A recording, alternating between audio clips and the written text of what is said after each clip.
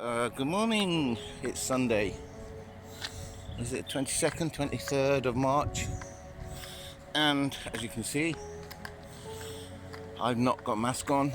So this is possibly my last video in respect of the COVID-19 virus. 61 days later, and according to my wife, the reports are that everything is now allowed to reopen, and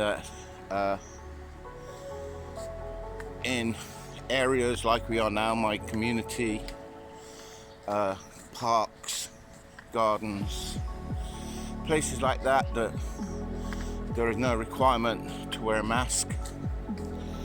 I'll check again and add it a bit later. It's a bit early. She's still in bed, so I'll just check on what the full lifting of restrictions cover.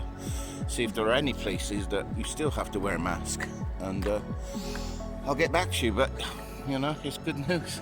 It's good news. 61 days, and most provinces are free of the virus.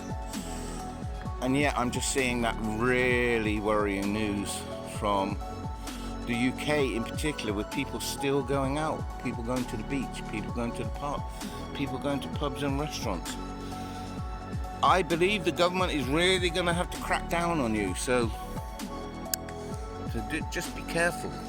You know, be careful. I can't believe people are so laissez-faire about it and are going out without masks and still debating whether masks are important. Look what's happened in China. Look what's happened in here. Even if you don't like the government, even if you don't like the Chinese Communist Party, look at what they've done. Look at what the people have done, and do it yourself. It's craziness, really craziness. So anyway, I'm walking the dog. A big thunderstorm last night, and I want to get in and have my breakfast, so I'll see you shortly. Well, as you can see, the day has sped past. I spent a lot of the day online teaching, and now it's night time and time to walk the dog before getting to bed. But as I said this morning, this is probably going to be my last video, because the restrictions being lifted anywhere out in the open like this, parks, the lakes, anywhere like this, you don't have to wear a mask. All they're suggesting is if you go into anywhere that's busy with a lot of people, you put a mask on, which is fair enough. There's going to be no temperature testing or checking the green codes to enter the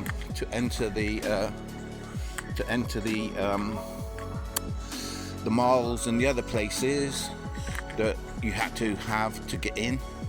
So that's been cancelled, and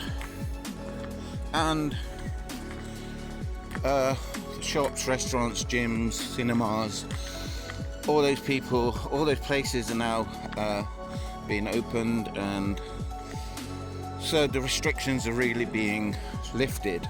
And you know, as we've been suggesting week on, that you know, this thing has been beaten in China. Quite remarkable that just recently, over this last week, when the keyboard warriors are coming out of their holes, and I've been called an awful lot of things, you know, based on what I've been telling you. I've been called a liar many times. I've been called a liar about the things that I've said and showed you.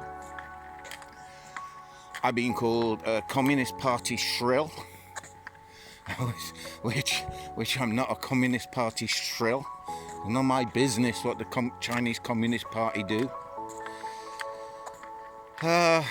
You know, I've been called stupid, a liar, many times been called a liar, because people, I don't know, they don't want to believe it. just this evening, I was told that it was impossible that the Chinese could have beaten this virus, and there must be something else happening. And it's just all these stupid conspiracy theories, and it's making people ill. I've even lost a good friend over it. A good friend that I know who worked in Zibo, an American, and I don't know, he couldn't cope with it, with the amount of rubbish that's been on the internet. The things that I was told was that 8 million people had died in China. 8 million. And I said, how do you work that out? You know, if 8 million people died in China, we'd be stepping over corpses on the street. Think about it, 8 million. We'd be stepping over corpses on the streets. Look what happened in Italy. You know, Italy has overtaken China in the death race 2020, and they had to get lorries to move corpses out of a town.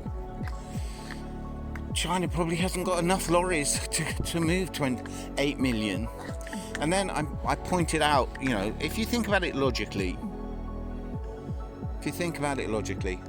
I've got students all over China, from Mongolia over to Kunming in the west, down to Guangzhou in the south. And not one of them, over 200 students, not one has reported anybody being ill, anybody dying. None of their friends has been ill or dying. None of the people I know outside of the university has been ill or died. None of my wife's family has been ill or died, or anybody they know has been ill or died. So, by law of averages, if 8 million people had died, we would be connected some way, somehow, to those people. And it's just not, is it? It's just not. You have to be... I'm just flabbergasted, actually, at the idiocy of some of the things that I've been hearing, you know, and seeing on the internet, and what people have been saying to me. You know, they see one film of one door being welded shut, and they see a clip of film out of context, and they extrapolate that to the whole of China, and they say that's what's happening. It's a police state. I haven't seen a policeman in the whole 8 years of me being in China. The only policeman I ever see is when I go to the police station to get my new temporary residency visa stamped. That's the only time I ever see a policeman. During these 63 days or whatever, I have not seen a policeman. A policeman has not checked me or talked to me or looked at me strangely. Come on, people.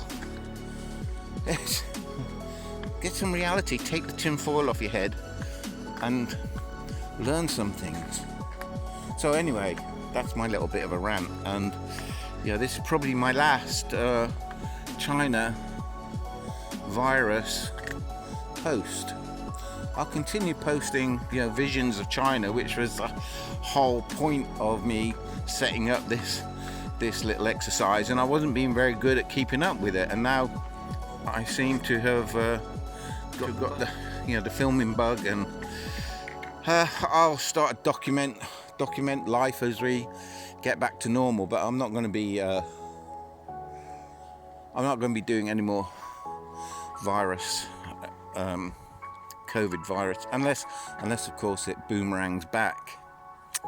I was speaking to a student in Taiwan tonight, and she said they've had a problem with international students coming back or going back to Taiwan and taking the virus with them. And yeah, I wonder about that with my students. I've got all these students all over the country, and how are we going to come back? How are they going to come back?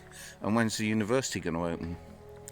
I pretty much, they said 8 weeks, and I pretty much expect, I'm sort of guessing that I think they're going to stay shut till September, really, because I can't see how they can get thousands and thousands of students, probably 100,000 students or more, back into the city and back to the, I don't know, 15 or 20 universities that there are in the city. So yeah, I think this is the end of my COVID virus reporting. So yeah, this is Rob Burton, news at 10. Well, it's gone 10, it's nearly 11. Rob Burton, news at nearly 11. China, Hangzhou, China, signing off. Catch you later. Don't forget to subscribe to my channel if you want to keep up to date with what's happening around. But I won't be